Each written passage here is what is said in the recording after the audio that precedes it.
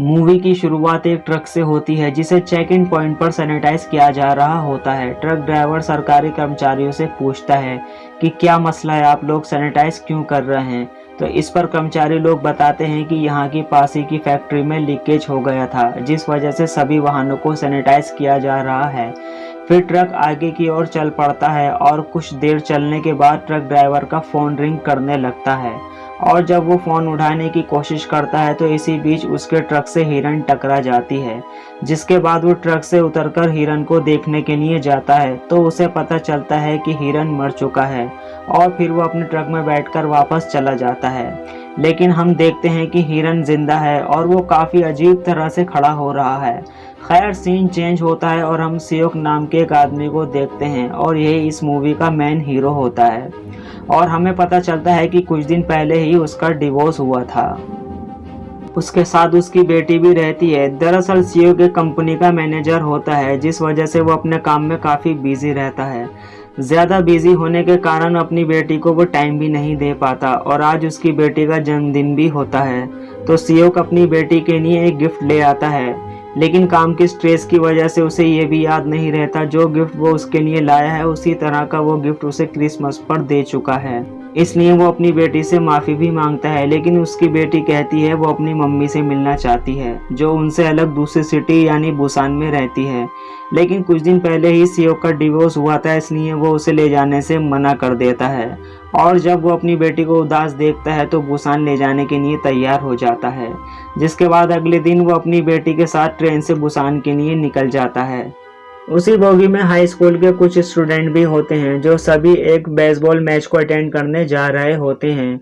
उन्हीं में से एक जेनी नाम की ब्यूटीफुल लड़की होती है जिसे टीम के सभी लोग पसंद करते हैं, लेकिन जेनी योंगहुक नाम के एक लड़के को पसंद करती है। उसी बोगी में हम एक कपल को भी देखते हैं जिसमें आदमी का नाम सेंगा और उसकी वाइफ का नाम जुनमी होता है। हम देख पाते हैं जुनमी प्रेग्नेंट होती है।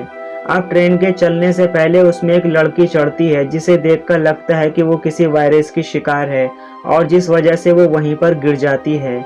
उसी वक्त उसे ट्रेन की एक असिस्टेंट देख लेती है, जिसके बाद वो ट्रेन की मेडिकल टीम को इन्फॉर्म करती है, लेकिन वो लड़की एक ज़ॉम्बी में बदल जाती है और ये देखकर वो असिस्टेंट बहुत डर जाती है और वहाँ से भागते हुए हाई स्कूल स्टूडेंट की बोगी में चली जाती है, लेकिन वो ज़ॉम्बी लड़की को काट लेती है। ये देख बोगी के सभी लोग डर जाते हैं, पर वो कुछ समझ नहीं पाते कि ये सब चल क्या रहा है और तभी वो असिस्टेंट भी ज़ॉम्बी बन जाती है, जिसके बाद दोनों ज़ॉम्बी मिलकर लोगों पर हमला करने लगते हैं। हालात खराब होते देख दूसरा असिस्टेंट सब लोगों को दूसरी बोगी में जाने को कहता है। ये सुनकर सभी लोग अंधाधुंध भागने लगते हैं, जिससे ट्रेन में भगदड़ मच जाती है। दरअसल ये ज़ॉम्बी वायरस सिटी में कुछ टाइम पहले ही फैला था, लेकिन ट्रेन के सभी लोग इस बात से अनजान होते हैं।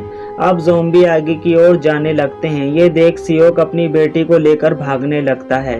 इस इन्फेक्शन से बाकी के बचे हुए लोग आगे की बोगी में जाकर बीच का डोर बंद कर लेते हैं, लेकिन वो ज़ॉम्बी इंसानों को देखकर भड़कने लगते हैं, इसलिए वो लोग कांच पर पेपर लगा देते हैं, जिसके बाद वो सभी ज़ॉम्बी शांत हो जाते हैं। अब ट्रेन का कैप्टन अनाउंस करता है कि हालात ख़राब होने की वजह से ट्रेन को अगले स्टॉप पर नहीं रोका जाएगा। ये सुनकर सभी लोग शांत होकर अपनी सीट पर बैठ जाते हैं। उसी वक्त सियोक को उसकी माँ का कॉल आता है और सियोक से बात करते करते ही वो ज़ॉम्बी का शिकार हो जाती हैं।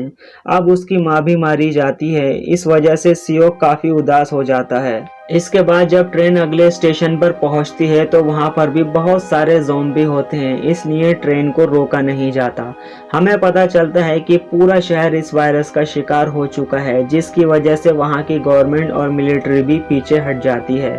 अब सीन चेंज होता है और ट्रेन का कैप्टन अनाउंस करता है कि ट्रेन का आखिरी स्टेशन डायजीन होगा और हमारी सुरक्षा के लिए मिलिट्री के लोग वहां पहले से ही तैयार होंगे। और ये सुनकर सियोक अपने दोस्त को कॉल करता है और उसके साथ डील करके अपने उतरने का इंतज़ाम करता है। अब ट्रेन डेजिन स्टेशन पर पहुंच जाती है और वहां काफ़ी शांति होती है। दूर दूर तक कोई नज़र नहीं आता। ये देख सभी लोग हिम्मत करके ट्रेन से उतरने लगते हैं और वो लोग स्टेशन से बाहर जाने लगते हैं। उसी वक्त सियोक अपने दोस्त के बताए हुए गेट पर जाने लगता है। बाकी सभी लोग जब सीढ़ियों से नीचे उतरने लगते हैं तो वो देखते हैं कि वहाँ की सारी मिलिट्री अब ज़ॉम्बी बन चुकी है और उन लोगों को देखते ही उन पर हमला करने लगते हैं, जिस वजह से वो लोग अपनी जान बचाते हुए ऊपर की ओर भागने लगते हैं।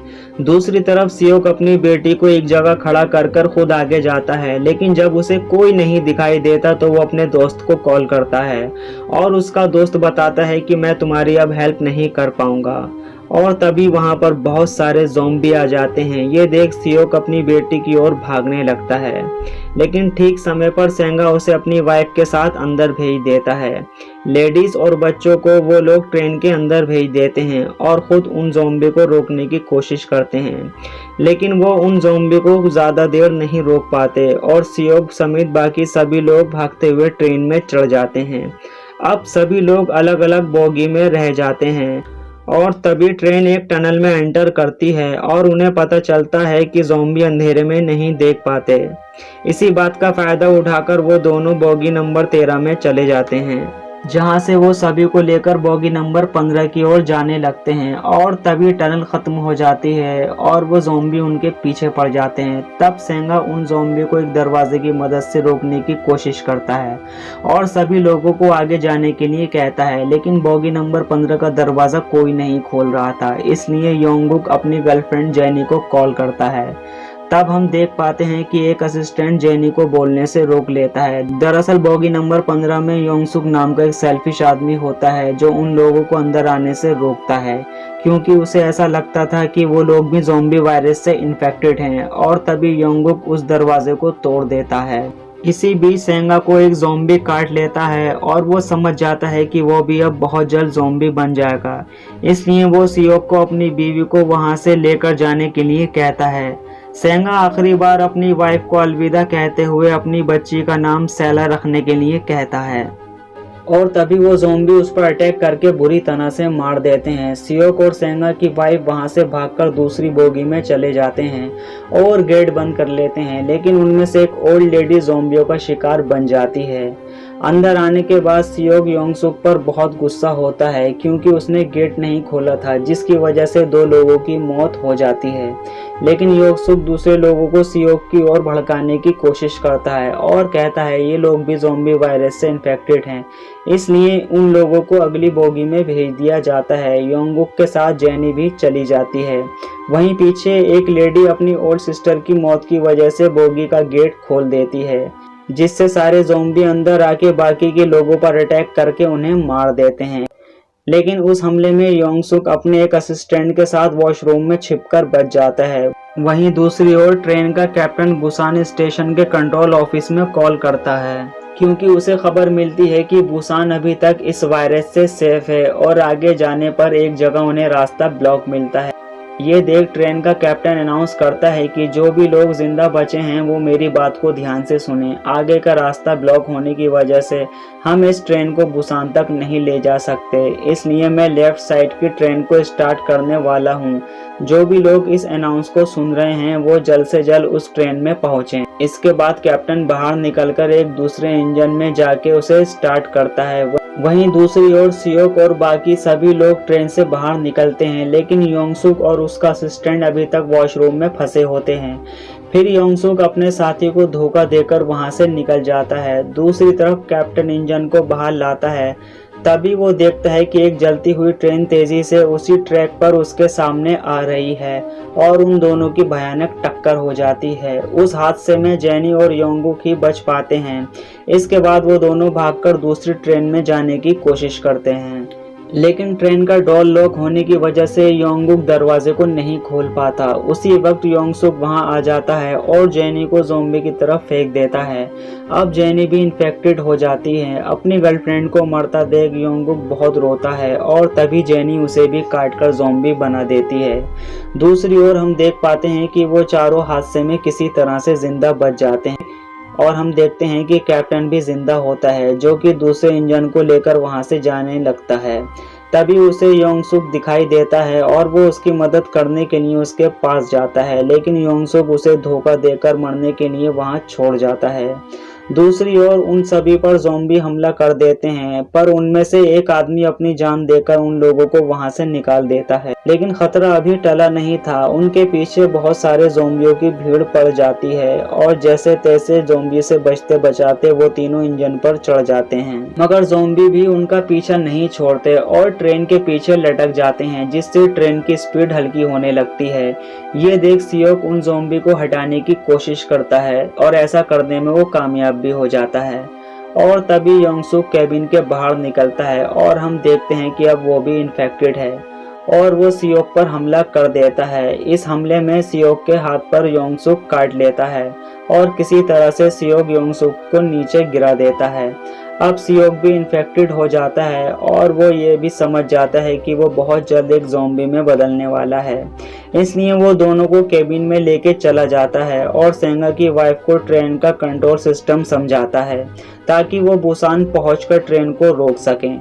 अब वो आखिरी बार अपनी बेटी से मिलता है, पर वो अपने पापा को नहीं छोड़ना चाहती थी और ना चाहते हुए भी वो केबिन से बाहर आ जाता है और वो खुद भी अपनी बेटी से अलग नहीं होना चाहता था।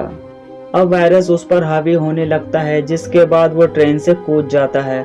दोस्तों ये सीन काफी इमोशनल होता है। खैर ट्रेन के आगे जाने पर उन्हें रास्ता ब्लॉक मिलता है, जिस वजह से वो दोनों ट्रेन से उतरकर टनल की ओर जाने लगते हैं। टनल की दूसरी तरफ दो सैनिक उन दोनों को देख रहे होते हैं और ये बात वो अपने कैप्टन को बताते हैं।